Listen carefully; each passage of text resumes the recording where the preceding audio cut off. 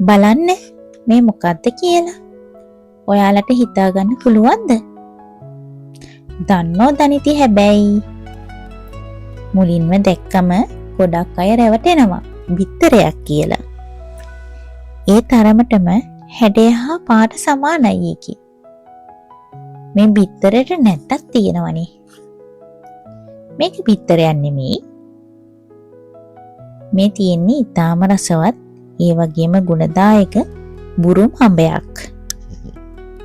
මම මේකෙන් අද හදන්න යන්නේ බුරුම් අඹ ජූස් එකක්. මම මේක පළවෙනි පාරට තමයි හදන්නේ. මම ජූස් එක බීලා නැහැ. අපි හදලා බලමු රසද කියලා. මුලින්ම මේක සෝදගෙන පිරිසිදු කරගන්න. මේක අපි ජූස් එක හදන හින්දා අපි මේකේ ලෙල්ල අයින් කරගන්න ඕනේ. මේකේ ලෙල්ල අයින් කරන්නේ නැතුව නිකන් කනකොට කන්න පුළුවන්. නමුත් ජූස් එකට ඒකේ ලෙල්ල දැම්මොත් හරියන්නේ නැහැ කියලා හිතුණා. ඒ නිසා තමයි අපි ලෙල්ල අයින් කරගන්නේ. මේකේ තියෙන්නේ මේ ඉතා තුනී ලෙල්ල. මේ ඒක අපිට හිමිසරේක ගලවලා මදේ විතරයි ජූස් එකට ගන්නෙ. මේකට හොඳට ඉදුණු අඹ ගෙඩියක් ගන්න. බුරුම් අඹ හොඳට ඉදුණද කියලා හොයාගන්නේ ඒකේ ඉදුණම තැඹිලි පාටට හුරු රන් පාටක් තමයි ඒ ගෙඩිය තියෙන්නේ. කහ පාටට හුරු ගෙඩි, කහ කොළ මික්සුණු ගෙඩි ඒවා ටිකක් ඇඹුල්. ඒ කියන්නේ ඒවා ඉදිලා නැහැ. මම ඔයාලට ෆොටෝ එකක් දාන්නම්. එකෙන් ඔයගලන්ට බලා ගන්න පුළුවන් ඒවායේ වෙනස.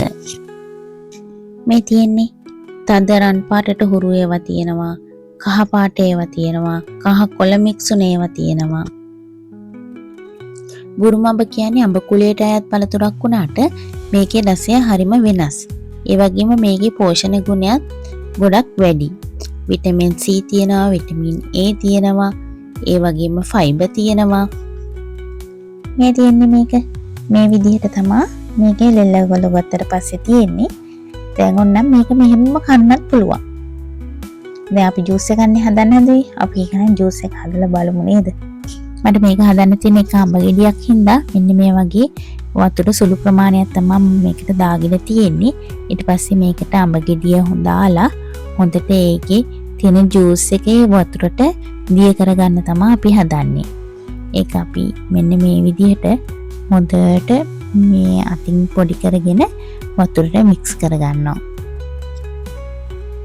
මට බුරුම් අඹ ගෙඩි 6ක් 7ක් වගේ හම්බ වුණා.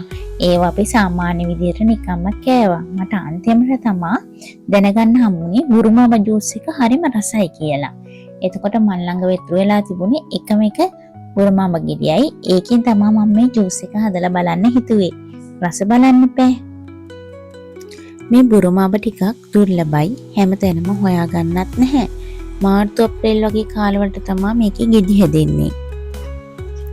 මේ තියෙන්නේ ජූස් එක වතුරට මික්ස් වුණාට පස්සේ මෙන්න මේ විදිහට තමයි තියෙන්නේ. ඒකට සීනි ටිකක් දාගන්නවා, ලුණු ටිකක් දාගන්නවා.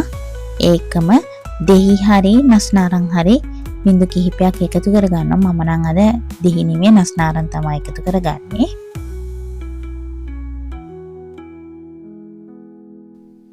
මේ ටික ඔක්කොම අපි බ්ලෙන්ඩර් එකට දාලා බ්ලෙන්ඩ් කරගන්නවා. ඔයාලා හිතයි මම මේකයි මුලින්ම මේක බ්ලෙන්ඩර් එකට දාලා බ්ලෙන්ඩ් කරගත්තේ නැත්තේ කියලා. මට එක අඹ ගෙඩියක් තිබුණ හින්දා තමයි මම ඒක එහෙම බ්ලෙන්ඩ් කරගත්තේ නැත්තේ. වෙනම මේකේ ජූස් එක අරගෙන බ්ලෙන්ඩර් එකට දැම්මේ. මට හිතනවා මේකට අඹ ගෙඩි 5-6ක් තිබ්බනම් කපලා ලෙල්ල අයින් කරලා දැම්මනම් දාලා බ්ලෙන්ඩ් කරගත්තනම් පහසුයි කියලා. ඊට වැඩිය. ඔන්න දැන් මේක බීලා බලන්න පුළුවන්. මේ ජූස් එකේ පැණි රසත් ඇඹුල් රසත් මික්ස් වෙලා නිකන් අමුතුම කටට වෙනස්ම රසයක් තමයි ඉන්නේ මේකේ. මේකේ අඹ රසත් එනවා. මේකේ පාට අඹ ජූස් එකට වැඩිය ටිකක් තද පාටකින් තමයි තියෙන්නේ. මේක ඇත්තටම රසයි. ආයිත් හදලා බොන්න නම් හිතෙනවා. ඔයාලටත් බුරුම් අඹ හම්බුනොත් ජූස් එක හදලා බීලා බලන්න. එහෙනම් තවත් අලුත් වීඩියෝ එකක් අරගෙන ඉක්මනට මෙන්නම් මගේ channel එක subscribe කරලා තියාගන්න.